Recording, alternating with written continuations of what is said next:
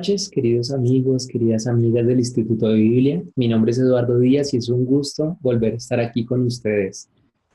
La mayoría mujeres en el auditorio de hoy y pues me llena el corazón porque definitivamente las mujeres tienen un corazón y una presencia muy importante en la vida de todos los hombres, en la vida de la sociedad, en la vida de la iglesia.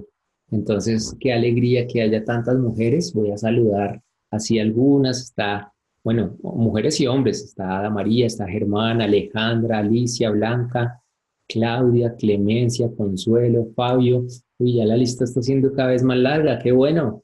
Gloria Esperanza, Elena, Bellanet, Franci, María, Patricio, Cuina, Rosario, Adelaida, María del Socorro. Y también tú que seguramente nos estás escuchando, estás viendo este video. Qué rico que estemos acá conectados en esta iniciativa del Instituto de Biblia. Una iniciativa que busca ser un espacio de estudio de la palabra de Dios, de enamorarnos cada vez más de la Biblia, aprendiendo a estudiarla, aprendiendo a interpretarla. Eso es lo que buscamos a través del Instituto de Biblia. Hoy tenemos un profesor que me llena el corazón que esté acá porque ha sido un amigo, ha sido un compañero del camino de mi vida, un compañero y un amigo profundo de mis papás que se han acompañado en momentos felices y también en momentos difíciles que han vivido. Dispongámonos acá en oración.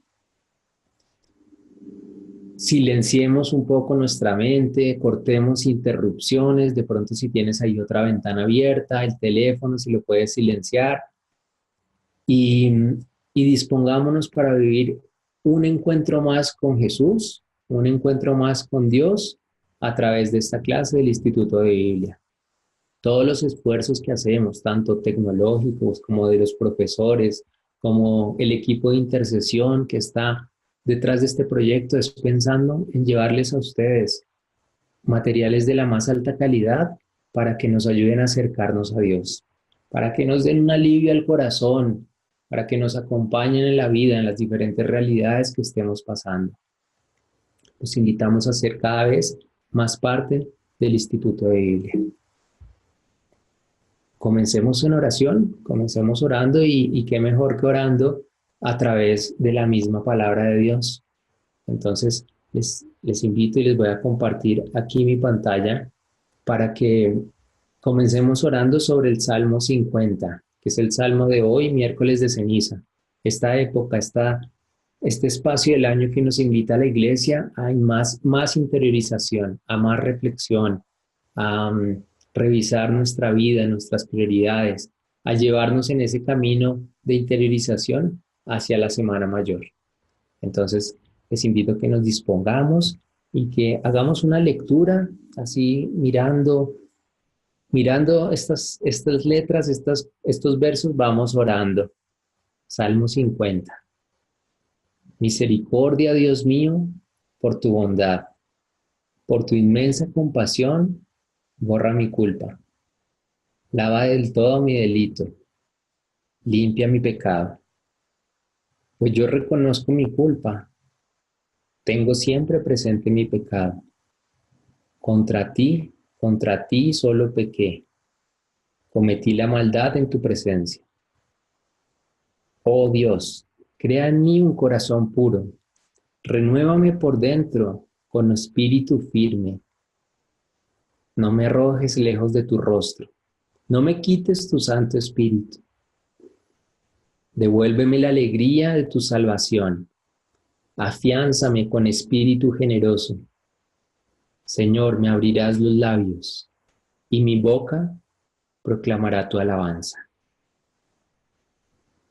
Dejemos unos instantes para que esta palabra de Dios, este Salmo número 50, aterrice en nuestro corazón, aterrice en nuestra mente y nos permita disponernos para continuar con esta clase dentro de esta serie de relatos bíblicos, reflexión y lectio divina, para ver qué nos dicen estos relatos bíblicos a nuestra vida y también para aprender a hacer ese tipo de reflexiones y que tú quizá puedas compartirlo con otras personas que te rodean y en tus espacios de servicio. Te pedimos también, Señor, que bendigas la mente, el corazón, las ideas de Germán Salgar, el profesor del Instituto de Biblia que nos acompaña el día de hoy. Te pedimos por su vida, te pedimos que lo bendigas, que el Espíritu Santo esté presente con mucha fuerza a través de sus palabras, a través de los ejemplos que nos des, a través de la catequesis y de la metodología que use para acercarnos a ti a través del estudio de tu palabra. Amén. Pues, Germán, tú puedes ahí activar tu micrófono. Bienvenido, Germán, a este escenario del Instituto de Biblia, personas que estamos con sed de aprender a leer la palabra de Dios, acercarnos más a Dios para también, no solo para capacitarnos, sino para también ser reflejo, ser luz hacia otros. Qué gusto que estés acá y pues te presento aquí a estas personas que te escuchamos con toda atención. Muchas gracias, Eduardo. Y muy buenas noches a todos ustedes, a todos y a todas. Eh, yo sé que a veces no es fácil sacar estos momentos para uno dedicarlos a una conferencia en vivo por internet, pero cuando uno tiene como esa ansia de Dios, esa ansia de conocer un poco más, de entender mejor su voluntad, de conocerlo cada vez un poquito más y de llenarse de él, pues uno saca el tiempo. Y bueno, felicitaciones por lo que están haciendo, por esas ganas de llegar un poco más allá en todo este camino de conocer a Jesucristo, de ir de la mano del Padre buscando la vida eterna con Él. Bien, voy a compartir mi pantalla.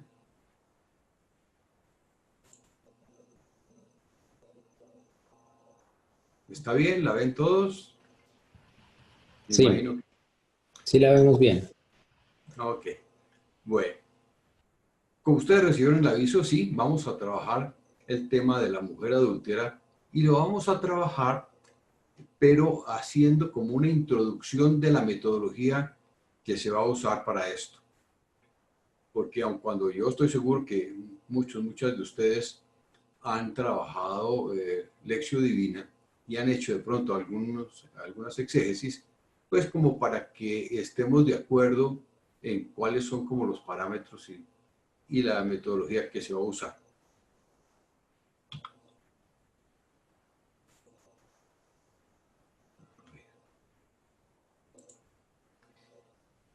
Vamos entonces primero a trabajar con las definiciones de lo que es lección divina o lectura orante de la palabra. Y primero vamos a establecer como algunas pequeñas ideas. El verdadero discípulo, como ustedes, como yo, que estamos ansiosos, que estamos sedientos de la palabra, de seguir al Señor, esa persona es el que oye la palabra, como cuando uno va a una homilía o a una Eucaristía, oye la palabra, pero que sabe escuchar. Una cosa es oír la palabra y otra cosa es saber escuchar. Cuando se sabe escuchar, se abre el corazón, la mente, para dejar que esa palabra penetre, que esa palabra entre en mí, que esa palabra se forme, que esa palabra genere algo especial.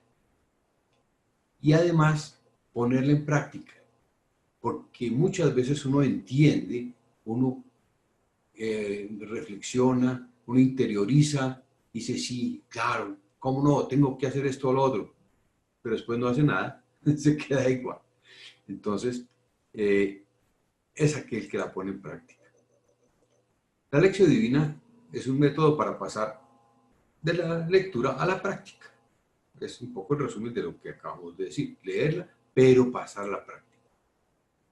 Porque el verdadero aprendizaje de la palabra debe llevar a una conversión real. Aprender a hacer una lección divina, aprender a hacer exégesis, saberse los salmos, hacer una cantidad de estudios, realmente no te van a servir para tu vida, no te van a servir para llegar al Padre si no causa un efecto transformador, un efecto cristificante en tu vida. Esto tiene que llevar a una conversión real en todas las áreas de tu vida. ¿De dónde salió como esta metodología? Eso viene del siglo III y cuenta que el monje Cartujo Guigo II, como dice ahí el texto, él cuenta que un día durante su trabajo comenzó a pensar en el ejercicio espiritual y de repente se ofrecieron a él la reflexión, en su reflexión, 4 grados espirituales: lectura, meditación, oración y contemplación. Y hace un comentario que es muy hermoso. Dice: la lectura busca la dulzura de la vida bienaventurada. La meditación la encuentra, la oración la pide y la contemplación la gusta, la degusta. Esto fue en el siglo III. Ya en el año 1993 la Pontificia Comisión Bíblica estableció su definición de lo que es la lección divina. Entonces, dice que es una lectura individual o comunitaria de un pasaje más o menos largo de la Escritura, acogida como palabra de Dios, que se desarrolla bajo la moción del Espíritu en meditación, oración y contemplación. Es decir, la Pontificia Comisión Bíblica recoge los 4 pasos que descubrió en el siglo III el monje, pero le añade una cosa aquí que es bien, bien importante.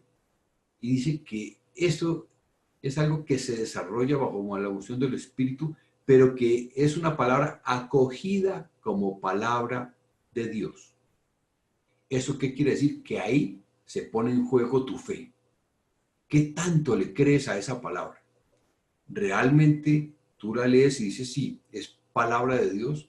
O a veces dices, pues sí, pero eso era antes y ahora no, y como ahora hay otras cosas, y te pones a relativizar sobre el contenido de la palabra de Dios. Cuando uno trabaja la escritura, no hay lugar a otras interpretaciones, a sentirse de pronto inquieto de que eso no es, no. Es palabra de Dios. Sabemos que estas son textos escritos por personas bajo la moción del Espíritu Santo, que después de mucho discernimiento de los padres de la iglesia, lograron separar estos libros y decir, estos sí son. Y hay varias categorías. Ustedes, bueno, ya en sus estudios de Biblia, saben lo que son los diferentes cánones de la Biblia. Pero lo importante es que debe ser acogido como palabra de Dios. Bien, el padre Fidel Oñoro, jesuita, maestro nuestro, escribió un librito que se llama A la escucha del maestro, que es excelente, es una pequeña guía en donde se encuentra prácticamente todo esto que estamos comentando hoy. Y dice que la lección divina es el ejercicio de un corazón dispuesto para el encuentro con Dios a través de la Santa Palabra. Es un ejercicio de lectura, pero es también una oración. Sus frutos no vienen tanto por la acumulación del saber acerca de la Biblia, como por la vida espiritual del que conoce el sabor de la Biblia, porque conoce a su autor. Esto es una definición profunda, porque realmente, por eso se llama lectura orante de la palabra. Es un ejercicio para acercarnos cada vez más a Dios. No es necesariamente un ejercicio para conocer más al detalle la estructura de la Biblia o aprender a hacer la exégesis y la interpretación. No, lo importante de todo esto es que esos frutos de ese ejercicio sean porque la vida espiritual del que lo está haciendo está creciendo, se está dejando alcanzar por el Señor. Eso es bien bonito y bien interesante, porque para eso es el ejercicio. La lección divina no es para conocer y para saber, sino para dejarse interpelar por la palabra y crecer en ella. Vamos a utilizar una frase de San Juan de la Cruz que compendia esto, que dice: buscad leyendo y hallaréis meditando, llamad orando y os abrirán contemplando. Básicamente los mismos 4 pasos de lectura, meditación, oración y contemplación que hemos venido a hablar. Vamos a hablar un poquito de cada uno de los pasos. El monje Cartujo, de que hablábamos hace un momento, decía que esto fue como algo que a él le pareció que era como una escalera que ascendía con base en la Biblia, en el texto de la Biblia, y llegaba hasta el corazón de Dios. Y el primer paso, como ya hablamos, es la lectura. Cuando vamos haciendo ese paso, nos interrogamos, ¿qué dice el texto? Y aquí nos vamos a detener un poco porque esta parte, digamos, la podemos manejar básicamente desde todos. Lo demás, el resto del desarrollo es muy personal. En esta primera parte, entonces nos adentramos en el contenido. Miramos cómo se relaciona este texto con textos anteriores, con otros textos, cuál es el contexto general, qué pasaba, dónde estaba, por aquí, qué sucedía en ese momento, qué personajes actuaban, con qué intención, etc. Ahí comenzamos a interrogar al texto. Eso es una de las cosas interesantes de esta parte del ejercicio, que es de pronto decirse, por ejemplo, hay textos en que dice, y pasó a la otra orilla del lago. Y entonces uno dice, bueno, y si pasó a la otra orilla, ¿en dónde era que estaba? ¿Y por qué pasó? ¿Por qué no se quedó donde estaba? Entonces uno se retrocede en el texto y comienza era que estaba ahí, el tema del endemoniado de Gerasa, y como hubo problemas allá porque los cerdos se fueron por el acantilado, entonces querían más bien que se fuera corrientito y que no les fuera a pasar más cosas, entonces se fue y pasó al otro lado. Entonces como que comenzó a hacerse una imagen un poco más completa de lo que estaba sucediendo. El segundo paso es la meditación. Ya no busco yo qué dice el texto. Ahora miro a ver qué es lo que me dice a mí ese texto. Fíjate lo importante que es esto, porque aquí es cuando yo ya comienzo a interiorizar y a apropiarme de eso que el Señor me está diciendo. Me faltaba decirles que cuando uno va a comenzar a hacer un ejercicio de lección divina, como cuando va a entrar en oración, debe hacer dos cosas muy importantes. La primera, que es silenciar la mente, apaciguarse, que fue un poco lo que hicimos ahora con la oración de introducción que nos hizo Eduardo. Es apaciguarnos, tranquilizarnos, dejar lo que estábamos haciendo. Que si pusiste el arroz y está oliendo, pues, bueno, esa ya es otra cosa, ¿no? Pero tienes que como que organizar todo tu ambiente para dedicarlo a esto y que no haya cosas exteriores. Entonces, te apaciguas, no te pones a ver el noticiero antes porque te llenas la cabeza de cucarachas, sino que te apaciguas. Y una vez apaciguado, invocas el Espíritu Santo, que es fundamental en toda esta labor de leer la Escritura, de orar, de reflexionar, porque ese Espíritu Santo fue que nos mandó Jesús para que nos acompañara, para que nos guiara, para que nos recordara todo lo que Él había dicho. Entonces, con Él de la mano, vamos a estar seguros de que vamos a entrar en una correcta interpretación, en una mejor orientación de lo que estamos haciendo. Bueno, dicho eso, entonces ya se hace la lectura del texto. Ahorita hablamos un poquito de algunos pasos. Y aquí, ¿qué me dice el texto? Es una parte muy personal, a cada cual le dice una cosa diferente. Recordemos que la palabra es como una espada de dos filos, ¿no? Y a veces unos días nos dice una cosa y otras veces nos dice otra, dependiendo de nuestro estado de vida en ese momento. Si ese día estamos tristes, me puede decir una cosa, pero si estoy alegre, me puede decir otra. Si me han sucedido cosas interesantes, me puede decir otra cosa. Entonces, hay esa ventaja, ¿no? De que siempre la palabra es viva y eficaz. Y te va diciendo cosas. Cuando uno está haciendo este proceso, muchas veces se encuentra con algo que como que le llega al corazón, algo que uno dice, uy, muestra a ver un momentico, y se pone a reflexionar con eso. Seguramente eso es lo que el Señor te quería decir este día. A lo mejor no pasaste el segundo versículo y ya el Señor te habló y ya te puso a reflexionar y entonces tú ya comienzas a darle gracias Y cuando comienzas a darle gracias y todo, ya entras en la tercera fase, que es la oración. Ya comienzas tú a decirle cosas.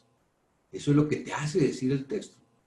Ya no es lo que el texto dice o las cosas que me dice a mí, sino lo que yo digo, lo que me hace decir el texto. Ya es mi oración al Señor. No sé, una oración de gracias, una oración de petición, una oración de intercesión. Las diferentes modalidades de oración. Depende de lo que el texto te haya suscitado. Y ahí entras en esa relación íntima con el Señor, que es una maravilla porque es estar con el Padre, con ese Padre maravilloso que nos hace sentir consolados, que nos hace sentir amados, sentir ese abrazo tierno del Padre que es una maravilla. Cuando uno comienza a orar, y bueno, le da las gracias, te pide por uno, de pronto intercede por el otro, llega un momento en que tú dices, bueno, ya acabé.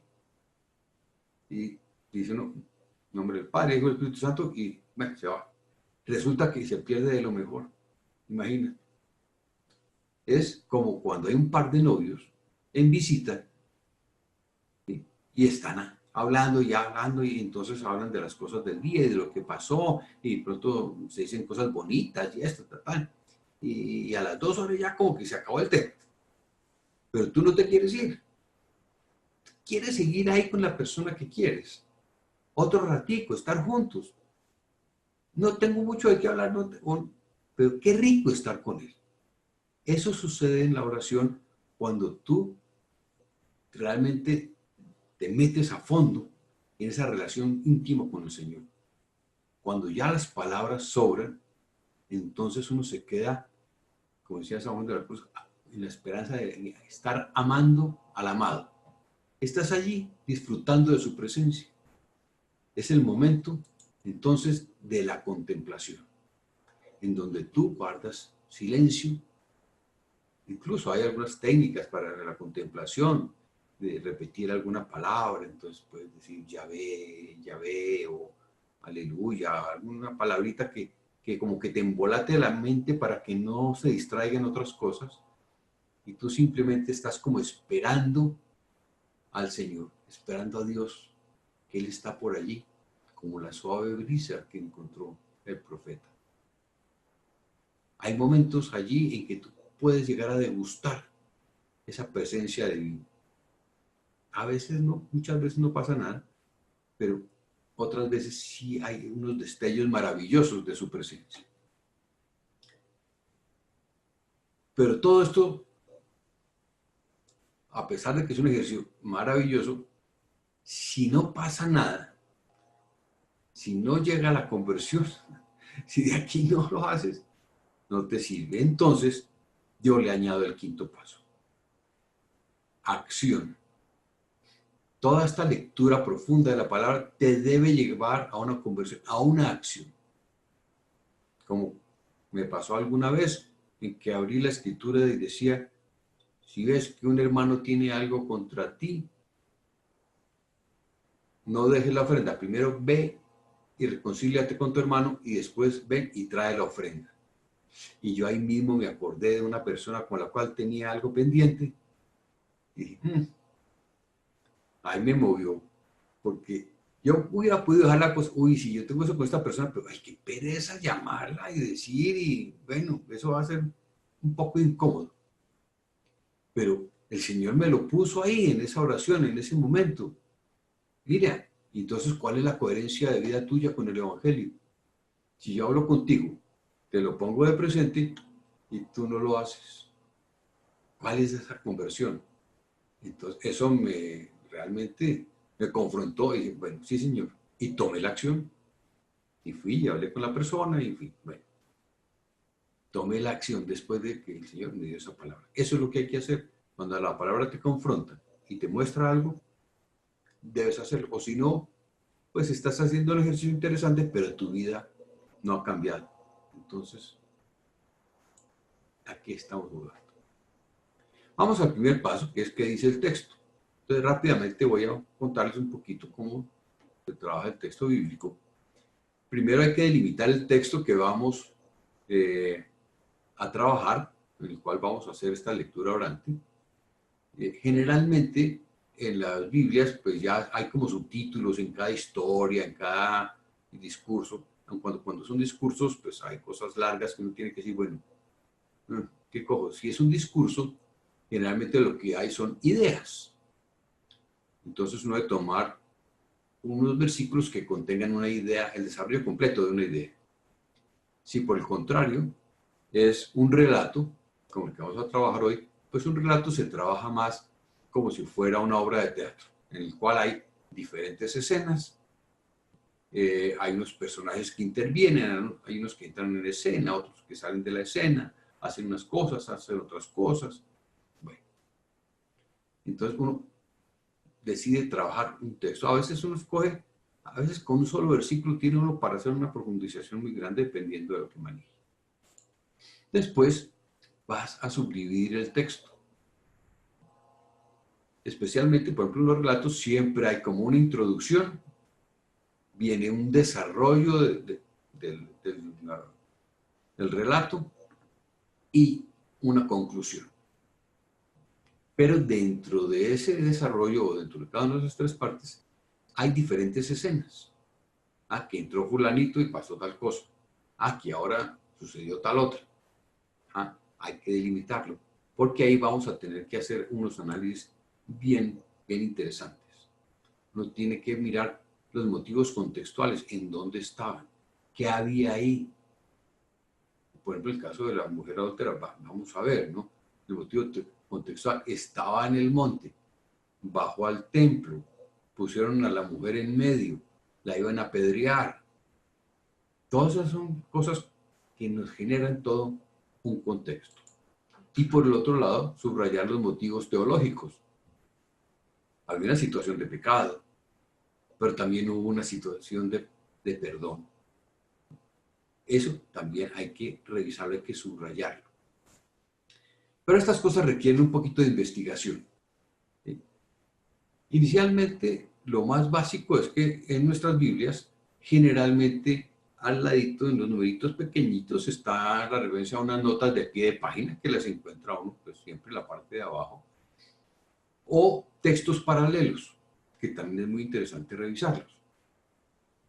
Cuando uno entra un poquito más, ya necesita otras ayudas, como un diccionario.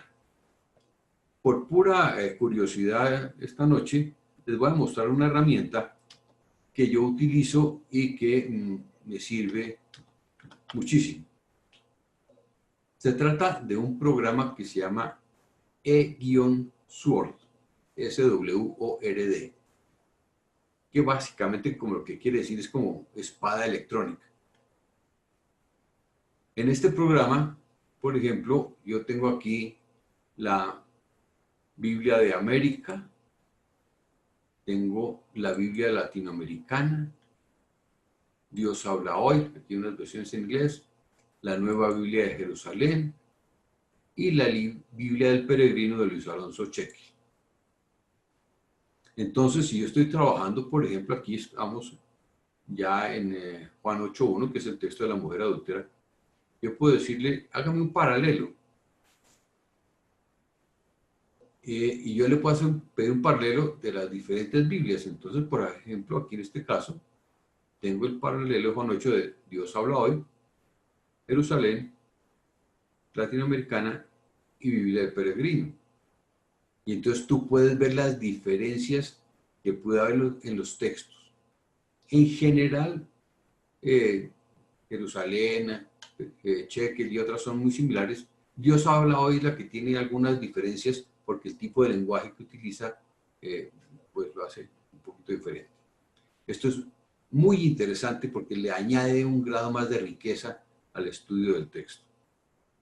También hay diccionarios, por ejemplo, aquí en la parte inferior de la pantalla podemos ver, bueno, aquí tengo en este momento el compendio de la doctrina social de la Iglesia Católica, que a veces pues, es interesante. Pero también tengo aquí el diccionario de Biblia, Historia y Palabra de Javier Picasso. Entonces, ahí, por ejemplo, en el caso de adúltera, entonces, adúltera, Jesús y la adúltera, y hay una explicación ahí larga de diferentes cosas, ¿no? Yo creo que es bien, bien interesante hacer esto. Tiene la posibilidad, ha hecho Eduardo que no le vamos a pues, rápidamente, hasta mapas de la Biblia para que uno se ubique, ¿no? Y eso es bien bonito también, porque uno dice, ah, estaba por aquí en el Mar Muerto, y entonces ve por aquí arriba el Mar de Galilea. Entonces, uy, pero el Mar Muerto era como bastante más grande que el Mar de Galilea, ¿no? Y, ah, Cafarnaúm queda por aquí, el Jordán, arriba Samaria, abajo Judea, Idumea, en fin. Es un mapa, son mapas de la NASA en general, aun cuando hay también mapas pues de cartografía y otras cosas. Entonces, existen estas herramientas para que uno pueda trabajar. Existe esta versión que es la PC, pero también para las tabletas y celulares existe la versión que se llama MySword, MYSWORD.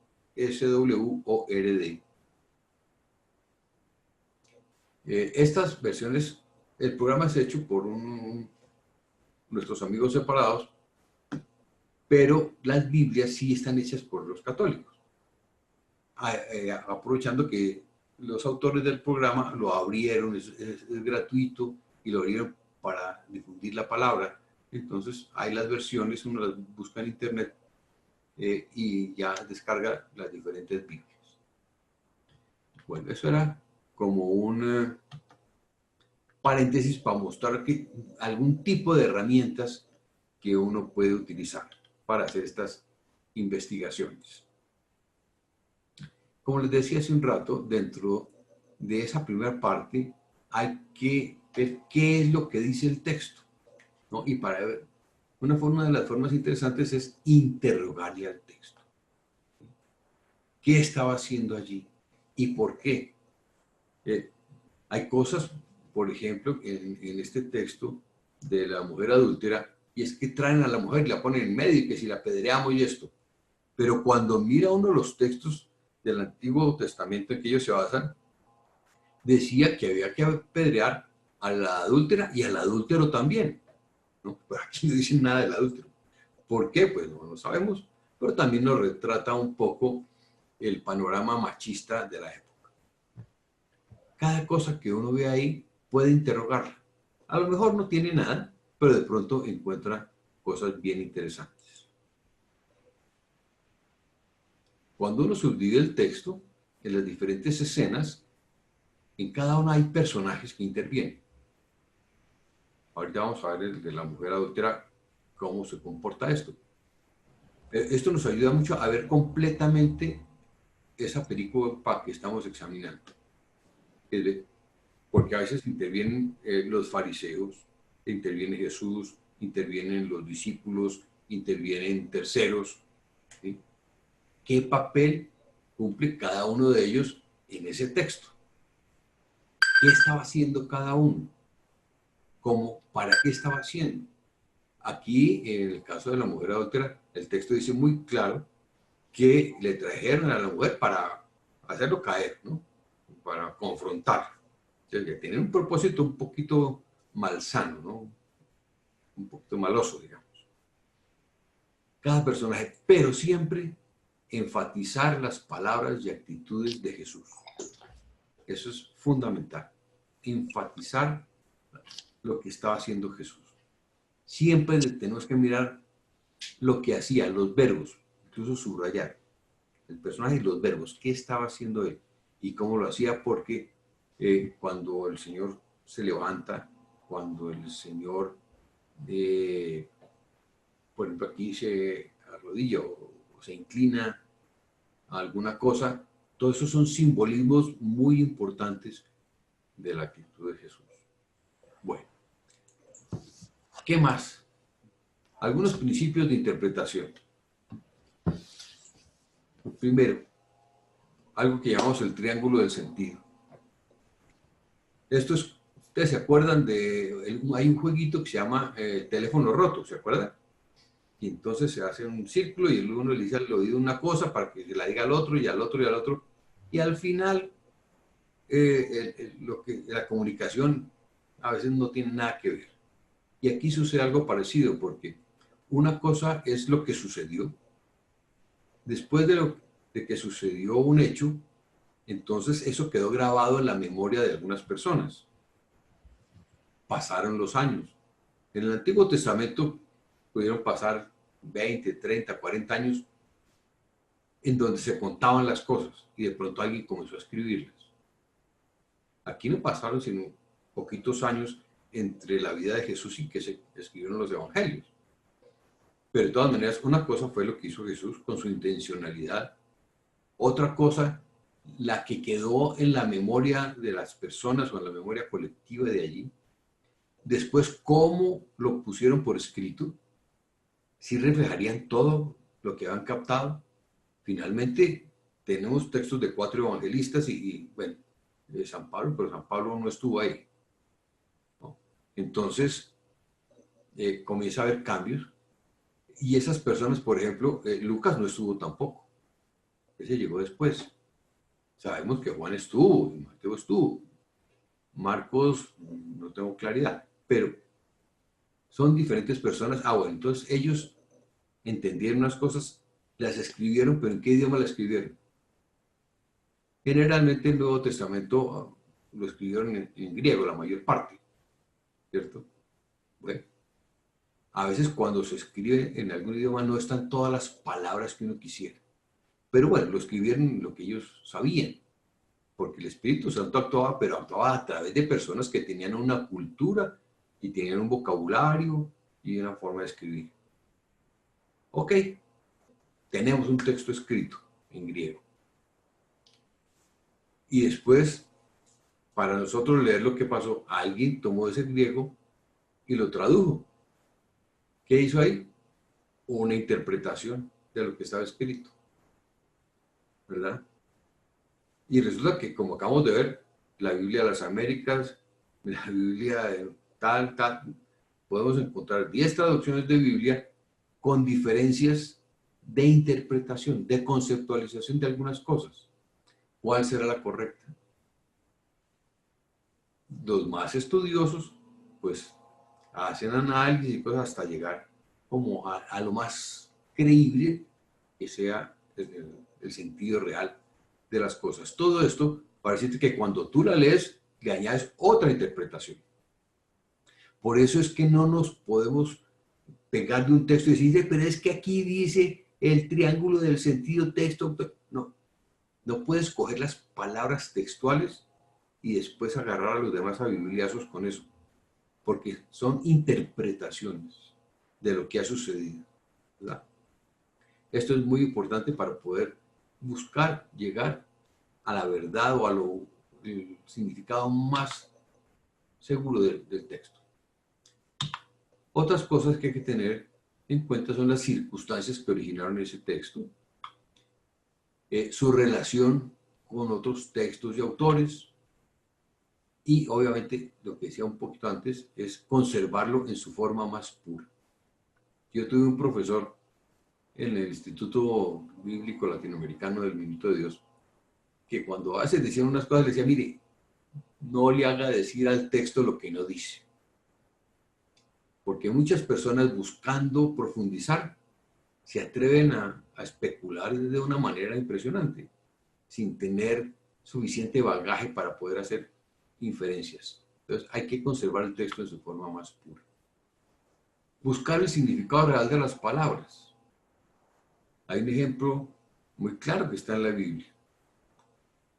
En hebreo no había vocales. Claro, sí pronunciaban como si tuviera vocales, pero al escribir no había vocales. Entonces encontramos las letras YH, BH, Dios, que nosotros, el cristianismo católico, lo traduce como Yahvé, pero hay una línea protestante que dice Jehová.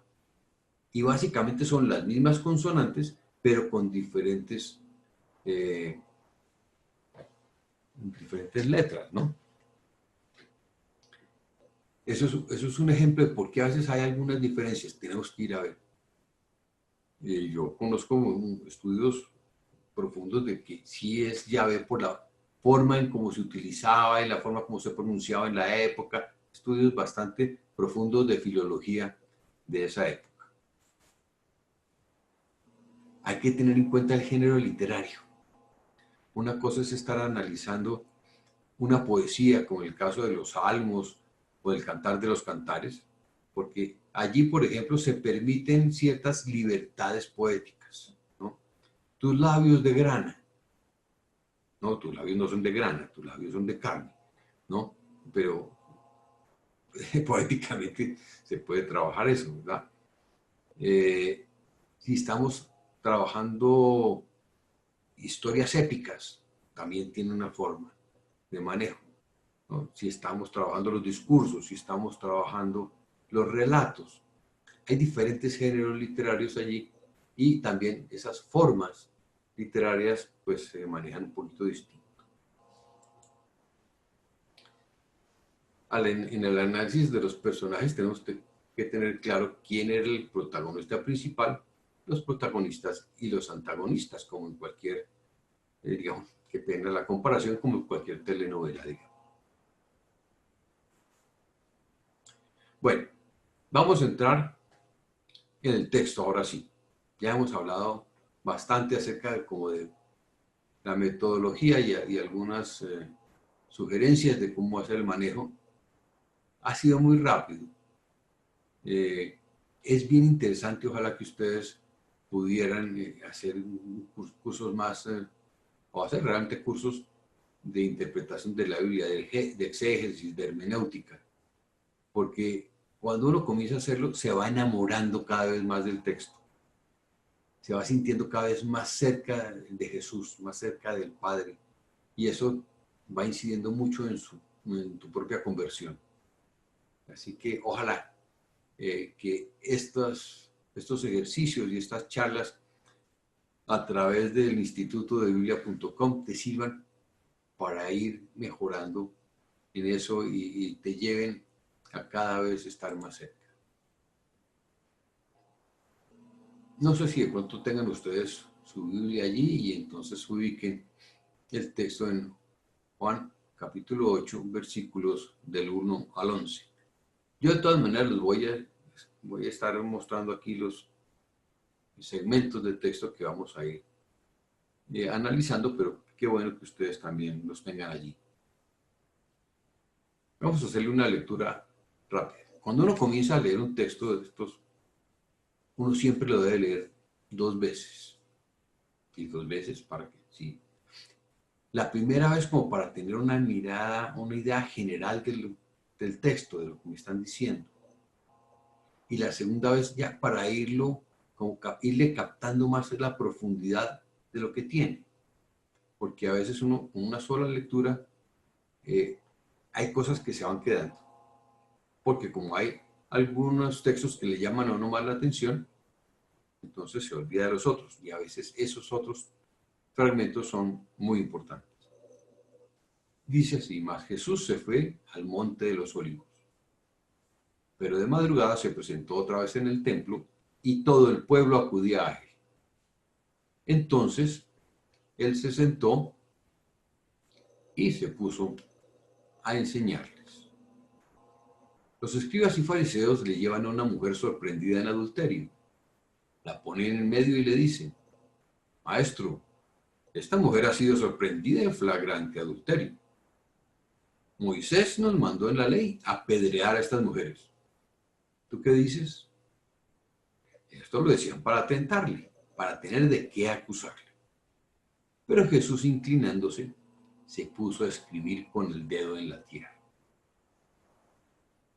Pero como ellos insistían en preguntarle, se incorporó y les dijo: aquel de vosotros que esté sin pecado, que le arroje la primera piedra. E inclinándose de nuevo, escribía en la tierra. Ellos, al oír estas palabras, se iban retirando uno tras otro, comenzando por los más viejos. Y se quedó solo Jesús con la mujer que seguía en medio. Incorporándose, Jesús le dijo: mujer, ¿dónde están? ¿Nadie te ha condenado? Ella respondió, nadie, Señor. Jesús le dijo, tampoco yo te condeno. Vete y en adelante no peques más. Es palabra de Dios. Bien, como les digo, la recomendación es leerlo 2 veces para entrar un poco más en el texto, pero por tiempo no lo vamos a hacer en este momento, sino que vamos a entrar de una vez en la subdivisión del texto. Yo he hecho esta subdivisión en donde he resaltado como 4 fragmentos. De hecho, aquí al principio es como una contextualización, como una introducción. Después ya comienzan a pasar cosas donde al principio lo que es que llegan esos sujetos y retan a Jesús. Después comienza ese diálogo, casi que un diálogo silencioso ahí, entre los escribas y fariseos y Jesús. Y después viene una reacción que es, bueno, no podemos contra eso de la primera piedra y nos vamos porque aquí no tenemos nada que hacer. Y finalmente la conclusión del relato. Veamos entonces en detalle. La introducción.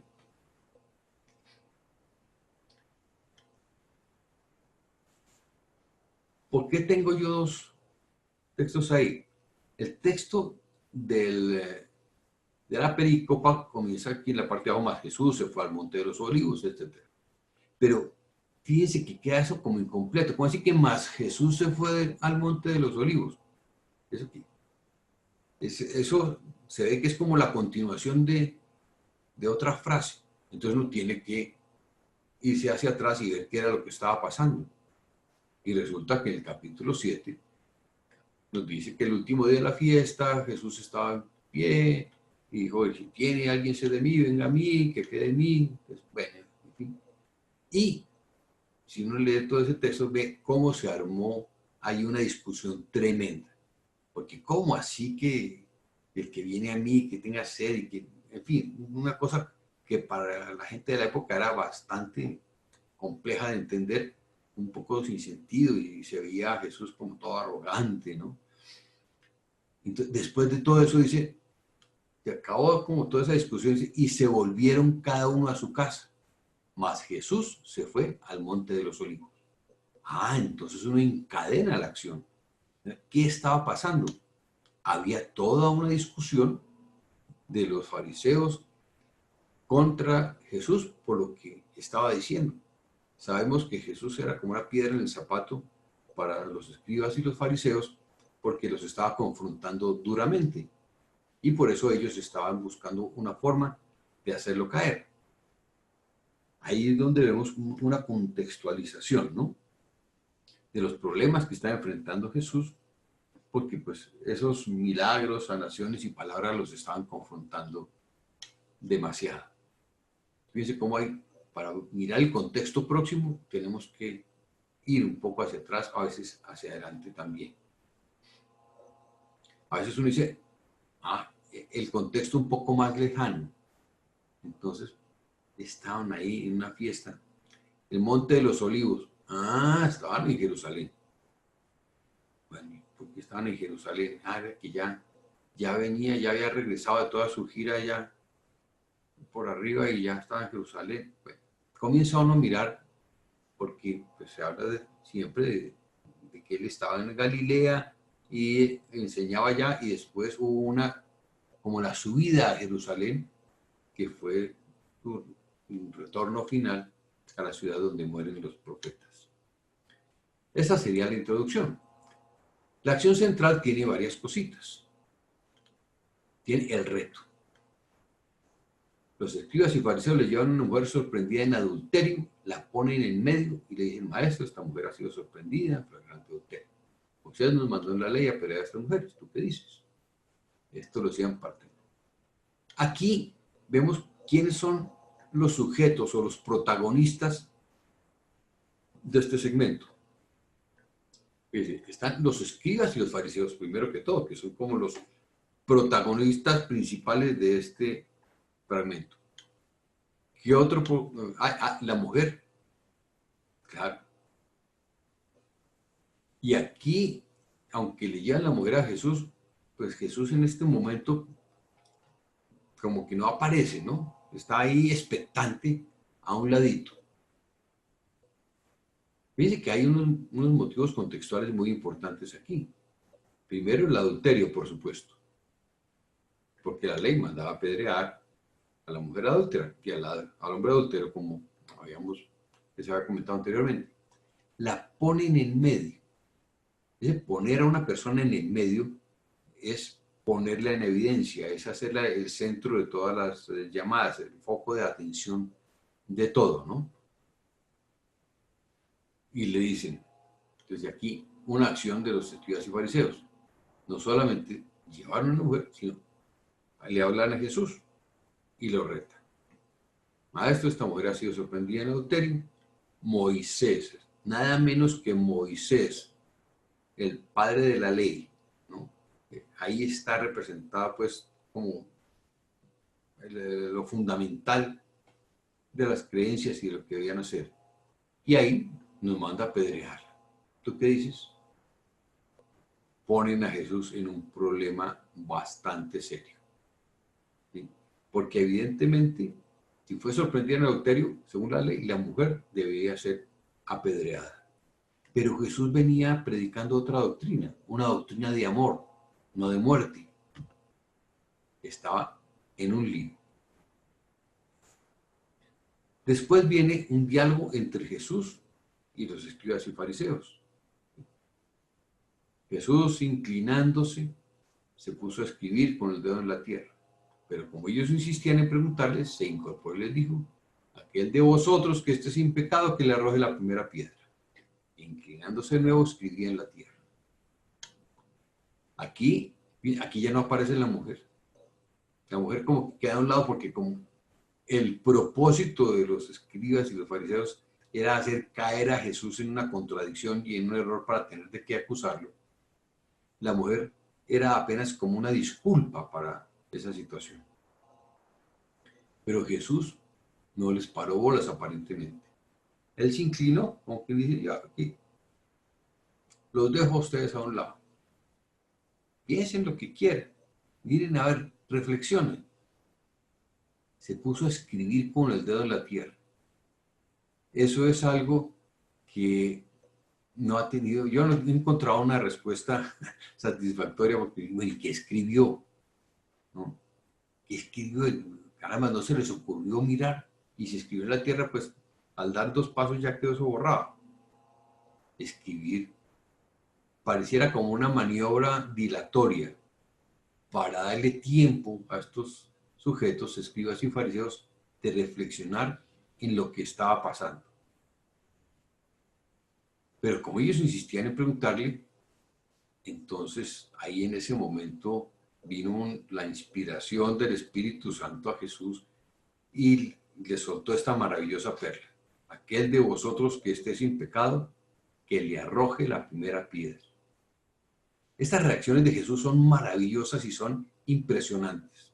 Uno encuentra en la Escritura algunas de estas respuestas y dice, pero esto es de una sabiduría y de una lógica y de una estrategia impresionante, ¿no? Porque no es como muy fácil, ¿no? No es que uno diga, sí, claro, le dijo eso. No.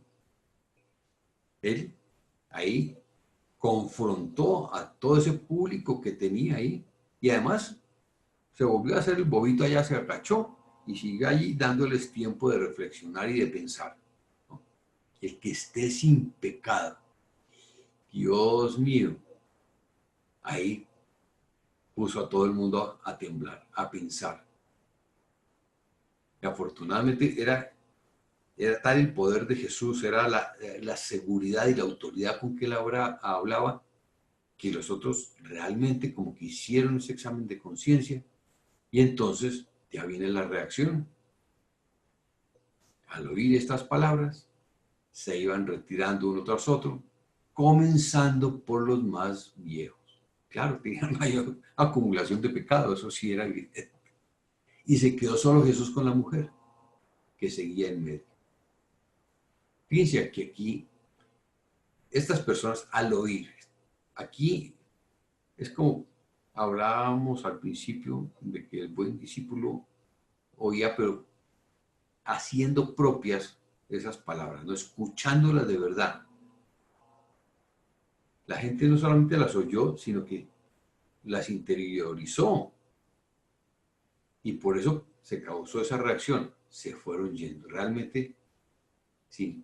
Si fuera por mí, entonces también me debían haber apedreado a mí hace rato, seguramente. Ahí venía la culpabilidad de las personas de lo que iban reflexionando. Y entonces viene una cosa que ojalá todos tuviéramos, un encuentro a solas con Jesús. Esa mujer se quedó a solas con Jesús. Ella estaba ahí expuesta a toda esa cantidad de gente que quería era dañar todo, pero ella en ese momento tuvo un encuentro personal con Jesucristo. Qué maravilla, a mí me da una envidia tremenda, y yo, qué rico, Señor, poderme yo quedar a solas contigo. Ojalá que no sea a causa de un pecado, sino porque pueda yo entrar en esa intimidad contigo. Un encuentro personal con Jesucristo. ¿Qué consecuencias tuvo ese encuentro personal de esta mujer con Jesucristo? Fue maravilloso, porque entonces Jesús se incorporó. Él estaba inclinado y dijo, no, yo le voy a dar a esta mujer otra vez, me voy a poner delante de ella. Y le dijo, mujer, ¿qué pasó? Como él estaba inclinado, pues digamos que no se daba mucha cuenta, no podía ver muy claramente. Y le dijo, ¿nadie te ha condenado?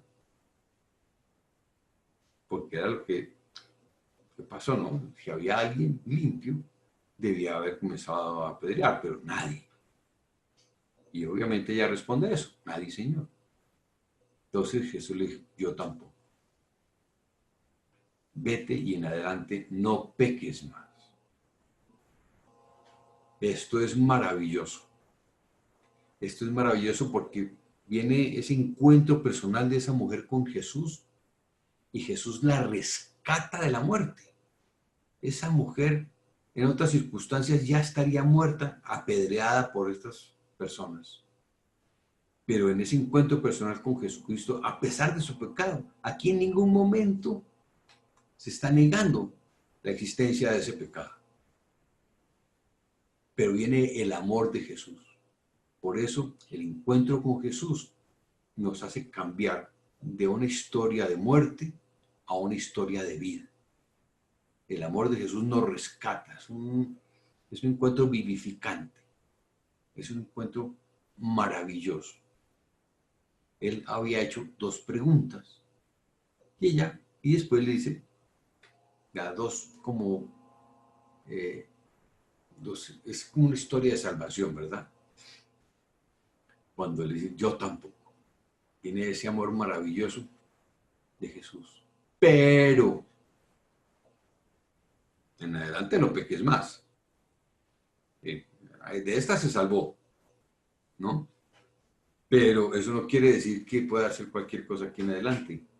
El camino de salvación comienza con ese momento de conversión, pero es nuestra responsabilidad mantenernos en ese camino. Vete y no peques más. Ya hemos visto qué dice el texto. A ver, tú puedes encontrar muchas otras interpretaciones del texto, obviamente con mayor detalle, porque aquí pues no podemos extendernos demasiado. Pero ya hemos visto todo lo que sucedió allí. No se nos ha escapado prácticamente nada. Solo que al principio hay algo que es bien interesante, porque Jesús, dice, más Jesús se fue al monte de los olivos. Y sabemos que Jesús acostumbraba por la noche ir al monte a orar. al monte, a ese sitio cercano con el Señor, a estar con Él, a orar, a pedir su inspiración, en fin. Y al día siguiente fue al templo, al lugar de adoración. No fue en la calle, no fue en una plaza donde se lo encontraron, ¿no? Fue en el templo. Entonces también es importante, Jesús había estado con el Señor y después bajó al templo a orar y a estar con ellos. Y ahora te toca tu turno. Gloria, Blanca, Consuela, a los que están ahí. ¿Qué te dice a ti ese texto? En cualquiera de sus versículos. Es dejar que esa palabra entre en ti y te interpele. Hoy mismo, ¿qué te querrá decir el Señor con esas palabras? Es muy útil comenzar tratando de ver si uno se identifica con alguno de los personajes.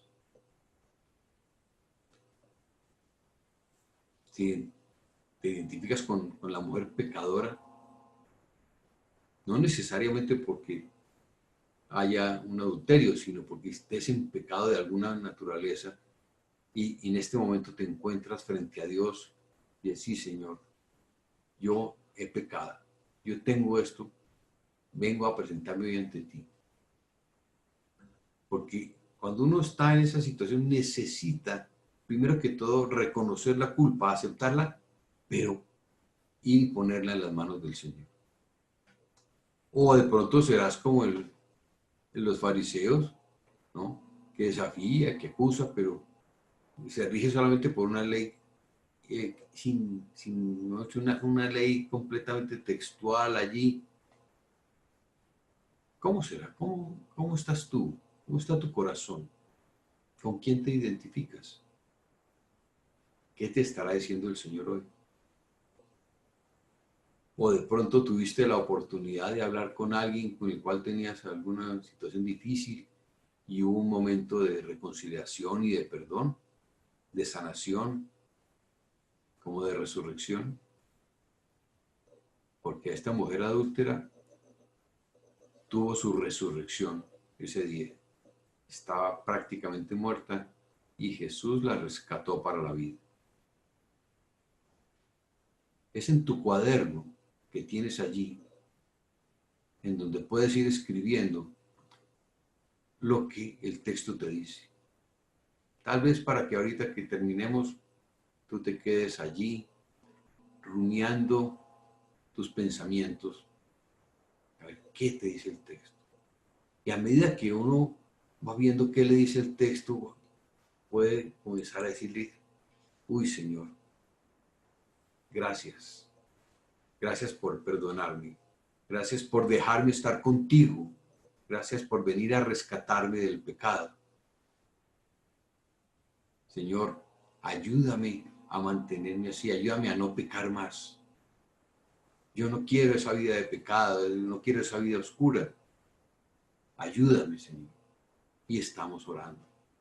Estamos sacando del corazón todo lo que el Espíritu nos va mostrando. Es ese momento de intimidad con Jesús, de intimidad con el Señor, que es maravilloso, donde sale de ti todo lo que tienes, donde sale del profundo del corazón esos sentimientos y esos pensamientos muchas veces de gratitud, porque el Señor ha sido magnífico con nosotros. Y después llega el momento de contemplar, de disfrutar de su presencia, de estar allí y decirle, Señor, aquí estoy, no más, no más. Estás con Él, estás con Jesús y Él quiere tenderte la mano, abrazarte y decirte, tu fe te ha salvado, vete y no peques más. Gracias, Señor, por estar con nosotros esta noche. Gracias por mostrarnos tu misericordia y tu amor. Gracias por sentirnos rescatados, por sentir que hay una nueva oportunidad en la vida, un nuevo día, un nuevo amanecer. Por eso te damos gracias y te bendecimos. Bendito sea Señor. Amén. Muchas gracias, Germán. No sé ustedes cómo han quedado, pero yo quedé como sumergido en esa contemplación, como que, ¿verdad? Sin muchas palabras, sino más bien, ¿verdad? Contemplando en el silencio, en los versículos, en las palabras de Germán tuyas, la presentación que nos hiciste, como con un sabor muy rico, y yo creo que ese es el sabor de la contemplación que el Espíritu Santo nos permite llegar. Y gracias, Germán, gracias por esta catequesis tan bien planteada de, pues que no solo hicimos la reflexión del texto de la mujer adúltera, sino que también nos dejaste un método, nos explicaste paso a paso algo que todos podemos seguir y que es la idea que todos sigamos con cada texto, con el texto del Evangelio del día, el texto del domingo o en el orden en que vayas leyendo. Muchas gracias, Germán. Ya no sé si alguna persona quiere hacer alguna pregunta, algún comentario, lo podría hacer por el chat. Clemencia nos dice maravilloso el análisis, gracias Germán, me llegó a lo profundo del corazón. Y mientras las personas escriben ahí, Germán, creo que en la parte inicial no alcanzamos a hablar de ti, un poco de ti, del rol que haces. Entonces, para los que están ahorita viendo el video, que están aquí presentes, les cuento que Germán Salgar es del Minuto de Dios, es el director de la Fundación Hombres y Mujeres de Futuro. Y pues en esta parte final, Germán, si nos cuentas un poquito de qué es la Fundación Hombres de Mujeres de Futuro y pues a qué invitación también nos haces. Gracias, Eduardo. Lástima que si yo me pongo a hablar de esto, como que se sale uno realmente de ese ambiente de profundidad y de intimidad con el Señor, de la degustación de su palabra, ¿no? Que es, yo también como que me iba quedando allí en eso, pero bueno, no puede alcanzar tanto a las personas, ¿no?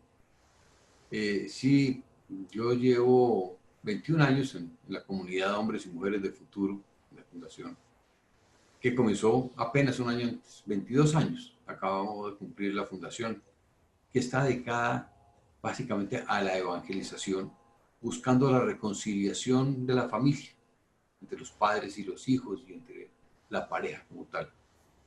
Nos interesa muchísimo la reconciliación de la familia porque sabemos que una pareja unida, una pareja sólida, una pareja junta con Dios en el centro de su relación, pues forma un núcleo de familia indestructible y maravilloso. Tengo la fortuna de llevar, ahorita ya la semana entrante cumplo 45 años de matrimonio, tenemos 3 hijos, 3 nietos, y afortunadamente desde muy temprano en nuestra vida, como los 5 años comenzamos con el encuentro matrimonial, estuvimos unos años allí, después colaboramos con los encuentros de novios, estuvimos en varios movimientos allí hasta que algún día oí yo en la emisora Minuto de Dios que había un encuentro para hombres y yo estaba como necesitado de eso. Y resulta que dije, bueno, yo ya estuve en el encuentro matrimonial, dictando encuentros de novios y pensé eso de tener una estructura parecida, pero necesito un espacio. Y me fui. Era otra cosa, muy distinto a lo que yo había conocido, que me llegó muy, muy al fondo del alma. Entonces, cuando invitaron a una reunión, allí en el encuentro, ¿qué va a hacer? Bueno, y voy a ir. Eh, Anecdóticamente les cuento que yo estaba en un grupo de oración con el padre Diego Jaramillo y era el mismo día de la reunión. Y bueno, voy a faltarle al padre esta vez porque me parece interesante. Fui, me gustó la reunión, es una asamblea carismática del Minuto de Dios y la Fundación. Estamos insertos en la Renovación Católica Carismática. Me gustó bastante todo lo que sucedía allí. Además, nos invitaron que comenzaba una formación. Y dije, me suena. Eso fue hace 21 años y aquí estoy. Ese encuentro de hombres me cambió la vida. Me atrajo a ese cambio de vida impresionante que sufre uno cuando abre el corazón y deja que el Señor lo interpele. Y el sermón de las bienaventuranzas, el sermón del monte, entra en todos los aspectos de la vida de uno y le ayuda tremendamente como a organizar muchas cosas en la vida. Este encuentro lo hacemos para hombres, para mujeres y para parejas. Acabo de pasar un encuentro de mujeres y ahora el 17 de marzo tenemos un encuentro para parejas. La tenemos ahí en la sede de la Fundación. Y estamos, pues, hacemos esto frecuentemente. Este año tendremos 5 encuentros de hombres, 5 encuentros de mujeres, 5 encuentros de parejas. Y bueno, es una labor de evangelización buscando reconciliar la familia, que es nuestro objetivo, y reconciliarla alrededor de Jesucristo, que es nuestra esperanza y nuestro objetivo. Muchas gracias, Germán. Para las personas que estén interesadas en la página de la Fundación, ¿tú me recuerdas cuál es la página de la Fundación? Es www.him de futuro, HYM de hombres y mujeres, HIM de futuro.org.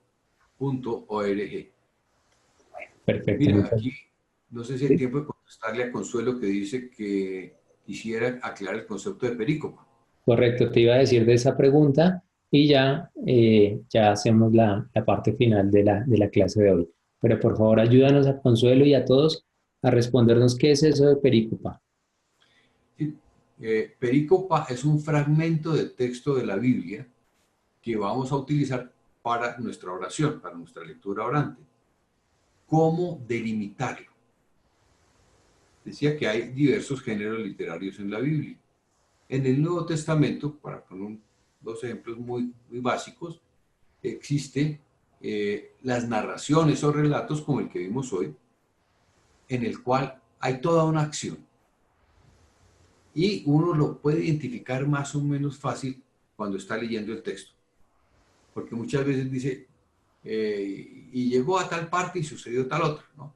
Entonces, de regreso entró a la casa de Pedro y estaba la suegra enferma y entonces se la levantó y ella se levantó a servirle. Punto. Oh, eso fue. Ah, bueno, ahí está como todo el relato completico. Entonces es fácil decir, bueno, esta es la perícopa que yo voy a analizar. Se facilita porque en las Biblias normalmente hay subtítulos para indicarnos como qué está pasando ahí. En el caso de, por ejemplo, el Sermón del Monte, uno va a ver, y son los capítulos 5, 6 y 7 del Evangelio de Mateo, es decir, no es pequeño. Entonces me dice, bueno, ¿y ahí qué cojo? Entonces uno debe buscar textos que tengan ideas completas. Por ejemplo, para el día de hoy, cuando nos hablan de la oración, del ayuno y de la limosna, uno puede ver claramente, cuando vayas a hacer esta cosa, hágalo, que no lo vean, porque si no, otra cosa.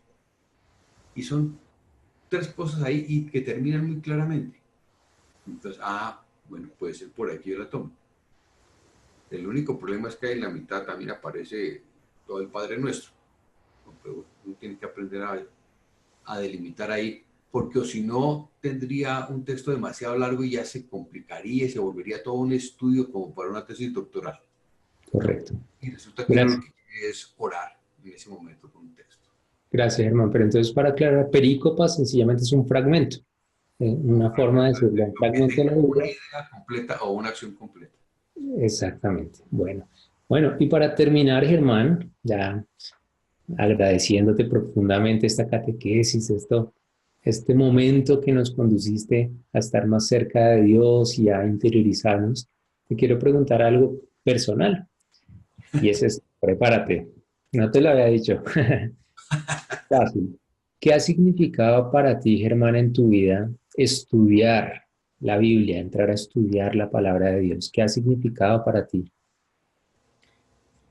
Mira, estudiar ha significado acercarme más a Jesucristo, estar cada vez más cerquita de Dios, pasitos adicionales todos los días, ¿no? Pero es el estudiar la Biblia y entrar en esto me ha dado además también la posibilidad de formarme yo mismo, porque al estar en esto, sobre todo teniendo en cuenta la coherencia de vida, ¿no? Y tú de verdad estás siguiendo a Jesucristo, pues busca ser coherente, ¿no? Teniendo en cuenta que esto es palabra de Dios. Entonces, yo he buscado ser coherente con esto y me ha dado mucha paz y mucha tranquilidad en la vida. Tener a la mano presente las enseñanzas de Jesucristo. Entonces, ha significado eso, ¿no? Paz, tranquilidad, cercanía con el Señor. Muchas gracias, Germán. Y la última pregunta, ¿qué nos recomiendas? ¿Qué le recomiendas a personas como nosotros que estamos aquí, que nos acercamos a este tipo de formación? Pues yo le recomendaría eh, buscar formación un poquito pues, más, más profunda, ¿no? Porque aquí vimos un brochazo de algunas cosas que de pronto nos sirven. Todo esto va sirviendo, ¿no? Todo esto lo va uno puliendo, le va dando ideitas, pero yo gocé tanto haciendo un diplomado en Biblia que hice hace como 15 años con el padre Fidel Oñoro. Gocé tanto en esos meses de estudio y de profundización en la Biblia que a mí me gustaría que todo el mundo lo pudiera hacer, ¿no? Meterse y hacer de verdad un curso de exégesis, un curso de hermenéutica y de interpretación bíblica. Y pues básicamente comenzando por el Antiguo, por el Nuevo Testamento, que sería lo inicial, ¿no? Pero sí, meterse más ahí es una maravilla, llena tremendamente, es muy satisfactorio y, como te decía, lo llena a uno de paz. Bueno, muchas gracias, Germán. Y no, es que sonrío y me da mucha satisfacción porque ese paso adicional que tú nos invitas a dar de profundizar, de no quedarnos solo con esta enseñanza, sino de como que ya nos tocó, ya el Señor nos empezó a intrigar del tema del estudio de la Biblia, pues qué alegría que aquí en el Instituto de Biblia.com queremos avanzar en ir poniendo a la disposición de todas las personas esos estudios cada vez más profundos, con profesores expertos, con profesores de trayectoria, para que, pues sí, adicional a las clases abiertas, que son muy ricas, muy nutritivas, muy especiales, también tengamos esa oportunidad de ir estudiando los diferentes temas de introducción a la Biblia, de métodos de la lectura de la Biblia, de Nuevo Testamento, Antiguo Testamento, las cartas de Pablo, Mariología, diferentes temas que poco a poco vamos a ir montando a través de cursos y poniendo a disposición, pues a través de Internet de muchas más personas. Entonces, con un buen sentimiento, terminemos esta clase dándole gracias a Dios por la vida de Germán, por su familia, por la trayectoria que tiene, que bendiga toda la gestión que hace a través del Minuto de Dios, de la Fundación Hombres y Mujeres de Futuro, y también pedirle a Dios que nos bendiga a nosotros, en nuestros hogares, en nuestros trabajos, en las actividades que desarrollamos, especialmente quizá a los que estemos pasando por situaciones de dificultad, los que estén de pronto como la mujer adúltera, sin esperanza, sin salida, con lágrimas en los ojos, con sufrimiento. Pongamos aquí en este momento final de esta clase a todas esas personas que aunque no las conozcamos, podemos interceder por ellas. Entonces, un fuerte abrazo, una bendición, pasen, continúen rumiando este texto que hemos analizado y permitamos que en esta noche, aún en el sueño, en el descanso, Dios nos siga hablando. Una feliz cuaresma, preparémonos muy bien para esta Semana Santa que viene y recomendarles que tengan en sus oraciones este proyecto del Instituto de Biblia y cada una de las personas que participamos. Siéntanse parte, siéntanse aquí, parte del equipo que estamos trabajando este proyecto. Escríbanos sus correos con lo que han pasado en las clases, con las sugerencias que tengan, con un saludo, de verdad que lo recibimos con mucho agrado.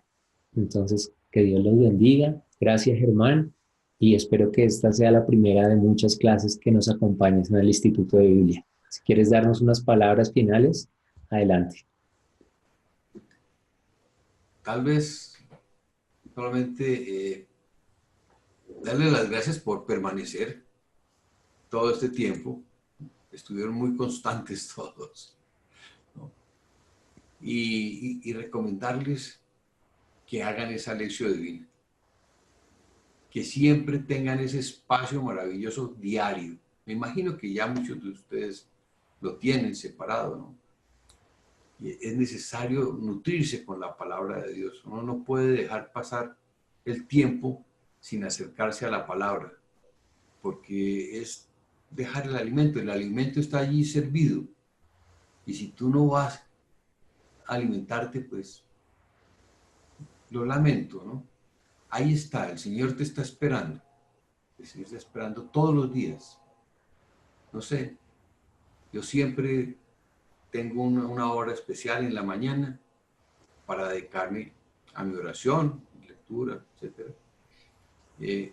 Porque si uno lo deja para cuando tenga un tiempito en el día, eso no va a suceder. Tú debes tener un tiempo fijo en el día, que ya sepas. En ese momento tú vas a tener esa posibilidad de apaciguar el corazón, de invocar al Espíritu Santo, de hacer tu lectura, tu oración. Eso es muy importante. No dejes, no dejes de acercarte al Señor. No dejes de leer la palabra, de orar, de ponerte en sus manos.